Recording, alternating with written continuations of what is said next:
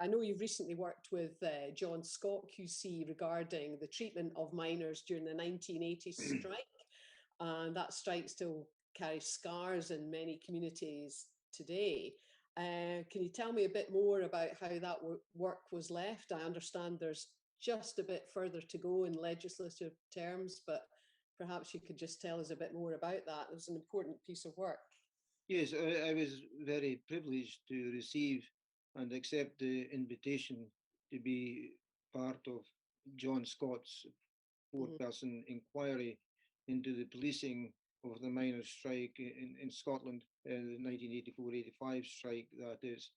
And it's worth, again, pointing out that Westminster has done nothing to address the terrible injustices that were done to the miners. There were similar calls for some kind of inquiry into the terrible events at Orgreave, for example, in Yorkshire. But the successive Westminster governments did nothing at all about it. And all credit to Michael Matheson, who was the Justice Minister at the time, for setting up the inquiry or the review. And we deliberately went out of our way to hear evidence throughout the mining communities of Scotland, rather than expecting them to come to us, to Edinburgh or whatever. We went out to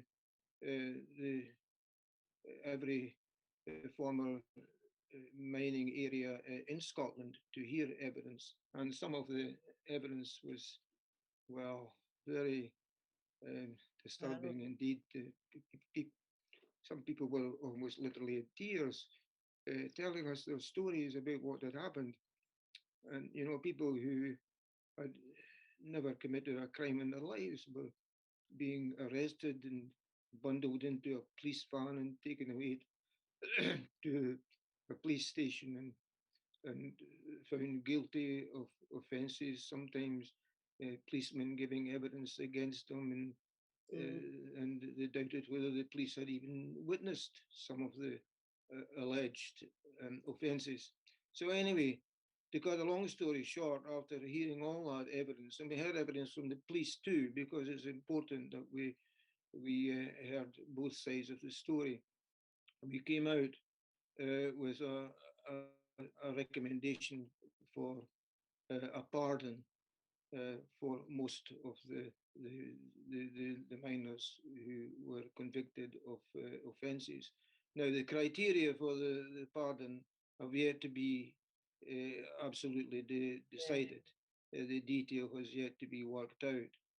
But the Scottish Government accepted a report, and also the Scottish Parliament, to my pleasant surprise, even the Tories spoke in the day that the statement was made. Even the Tory spokesperson seemed to indicate support. So I'm hopeful that the bill, it will require a bill to go through Parliament, and that will be after the May the 6th election. So I'm hopeful that the bill will be passed quickly and unanimously by the Scottish Parliament, and will help to bring about some justice for the miners, who many of whom sadly are no longer with us, but some of them are, and even for the families of deceased people, I hope it will bring some comfort and sense of justice. So families, well, I'll reassure you that if I am successfully elected, I will be progressing that, because I think communities are absolutely everything. And you're right that the communities carry the scars, even if the miners themselves are no longer here, and in their families. And I think it's a mark of that magnanimity in the Scottish Parliament about, we care about our people, we care about where they've come from, their stories and their journeys. And that's an important part of making a legislature represent people in a certain way.